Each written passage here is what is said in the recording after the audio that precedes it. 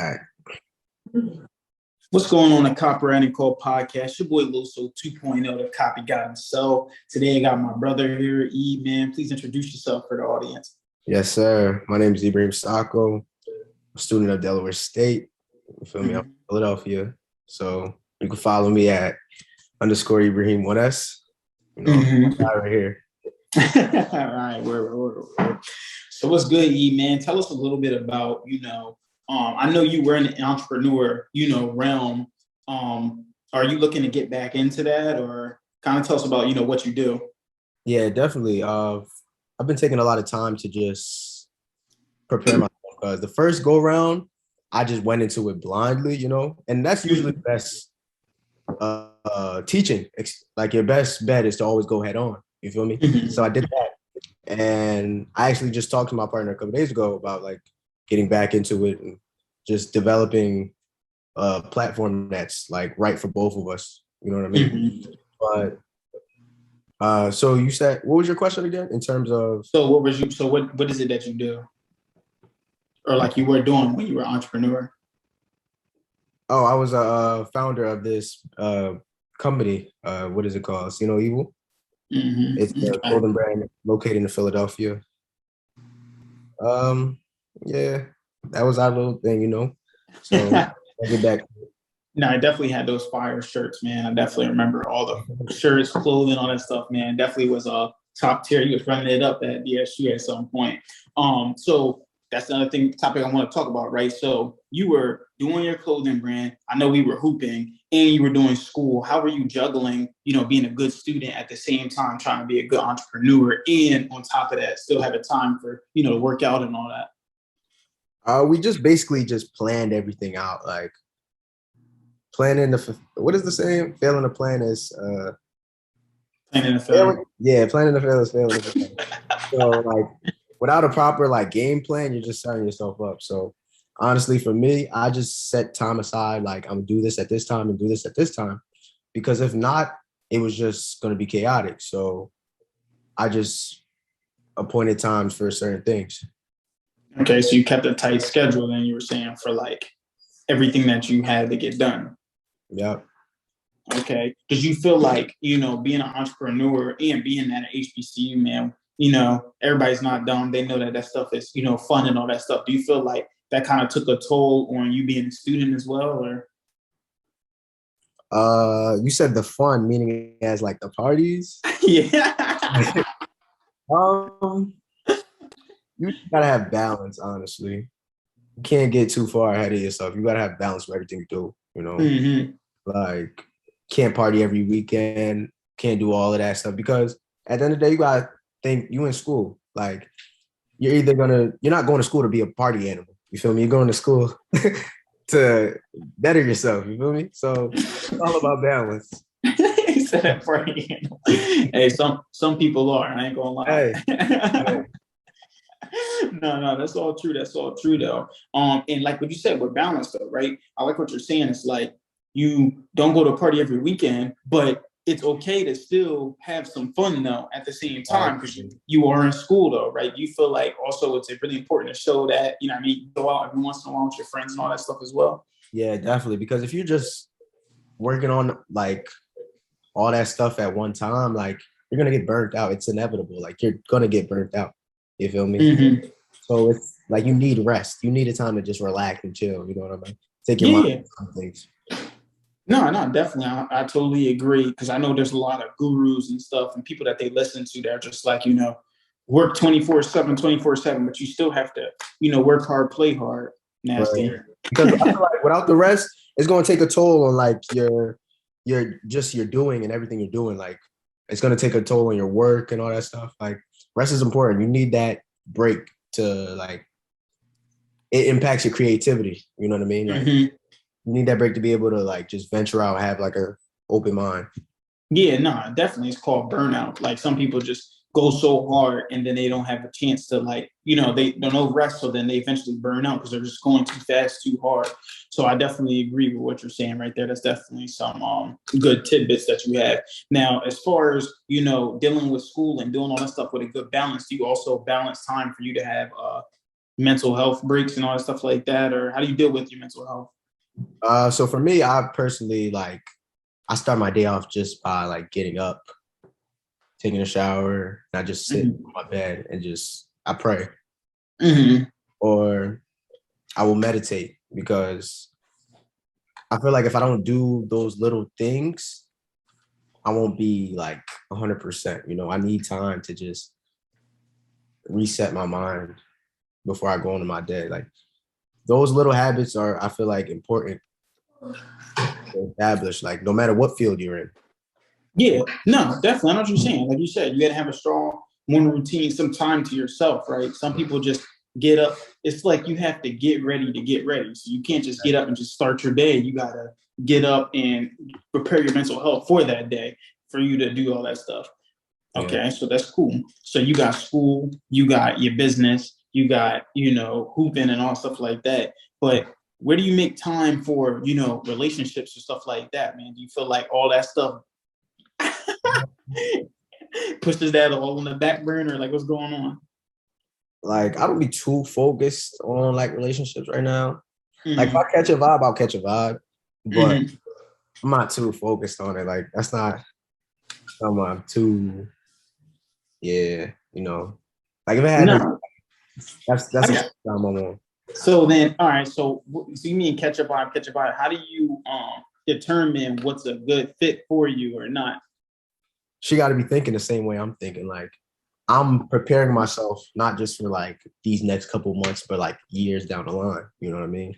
Yeah. So she has to be on the same level, moving and maneuvering the same way. Okay, I see what you're saying. So at least trying to build up to something. Do you feel like that's something difficult to find at Delaware State University? I wouldn't say that. I can't cancel everybody out. There's good people everywhere. So I definitely see potential in our school. You know, we can't rule everybody out.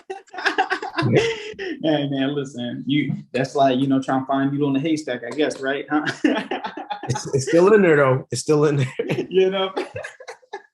No, that's a fact though. It's a fact though. So I know you're a big reader too, just like myself. What are some books that you're reading right now? What's the book you're reading right now? Right now, I'm reading 10X. 10X by Grant Cardone. That's a really good book. Not gonna lie, like just the way he like demonstrates the difference between success and failure and how people underestimate things that you need to do. Because that's a fact. A lot of time we think so highly of like our abilities, but don't understand what's required to get there.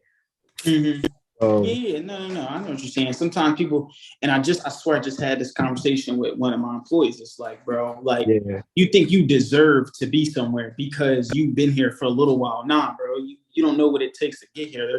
And I'm trying to get you, paint the path for you. But if you're not going to follow it, then, I mean, that's just, it is what it is at that point. So would you say was the biggest lesson that you learning from that 10X book by Grant Cardone? It's teaching me that like I haven't earned anything. Like I haven't earned anything. I gotta go into everything like with a clean slate. Like I need to learn it from the ground up. Like I have not gotten anywhere yet. You know what I mean? Because I know is what makes us think like, oh yeah, I could just do this and do that. But no, you haven't even scratched the surface yet. I gotta just keep telling myself that we haven't even scratched the surface because you're gonna keep getting complacent and not push yourself as hard as you can. No, that's true. That's true. I always say you got to work like someone else is out there trying to take your spot, which is true though. No matter what you're doing, someone else is out there trying to take your spot, thinking they're deserving of something over you. Yeah. You know what I mean? Like, so no, that's definitely true though. I 100% agree with what you're saying with that as far as that's going. So dang, I just lost my train of thought. I had a good behind question, bro. I'm telling you, I literally just had a great question with that one. All right, so going back to, you know, See No Evil, right? What inspired you to start that business though? So I'm actually the co-founder. My brother actually started it. And I just saw like I started like once I got on with him, we just like clicked instantly. So I saw like what we could do and like how we cooperated, we talked, we had a lot of potential, and I see this going like a lot farther. Like he's still been running it without me, and I think he's been doing a really good job, honestly. Like one thing I always talk to him about, he's really good at note taking. Like he's really good at drawing your plan out, because what I noticed, like your brain can only handle so much. So without a game plan or writing it out, you can't see your thoughts. Mm-hmm.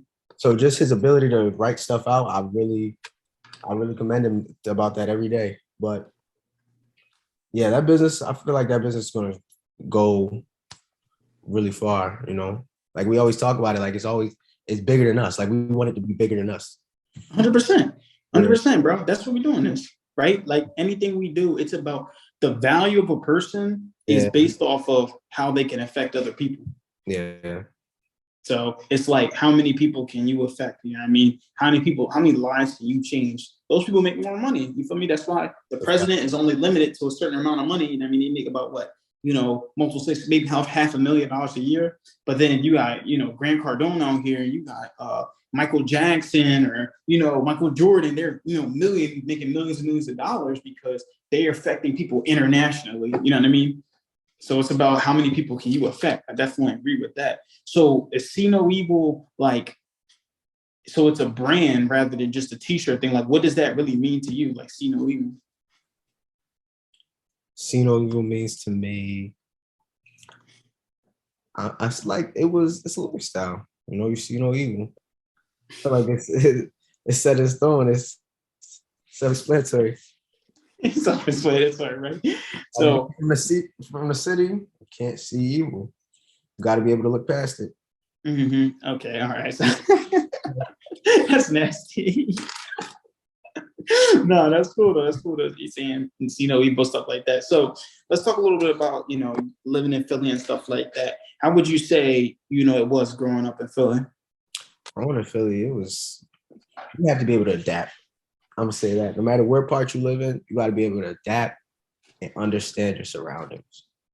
Mm-hmm. Like a good scene can turn into a bad one just by the blink of an eye. So just going to school there, like you just had to learn to maneuver and just watch your back, know what places to be at and where not to be at what time.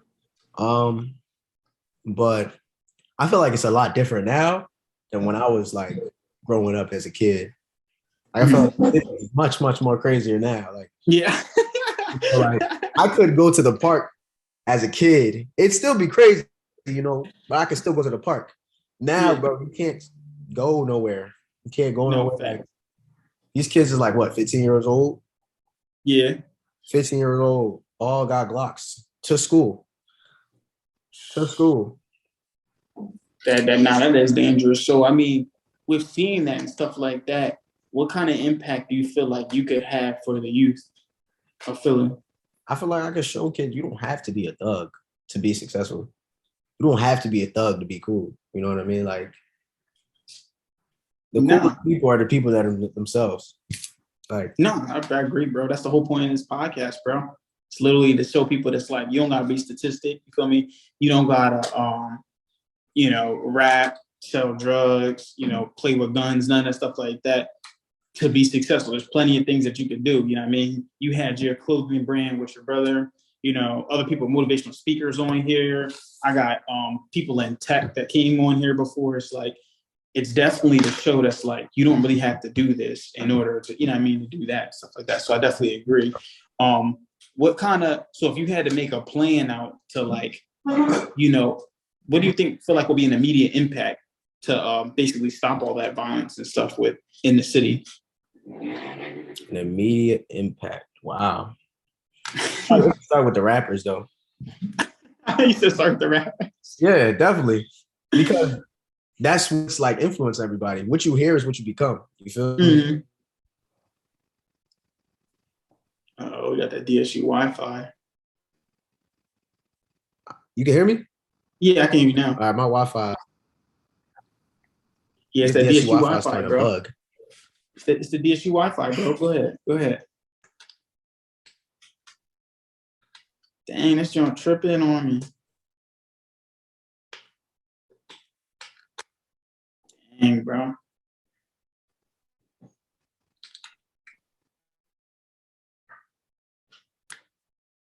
Hello?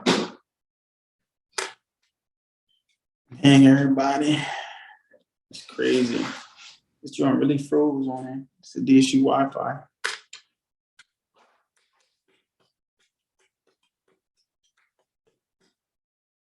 Bruh.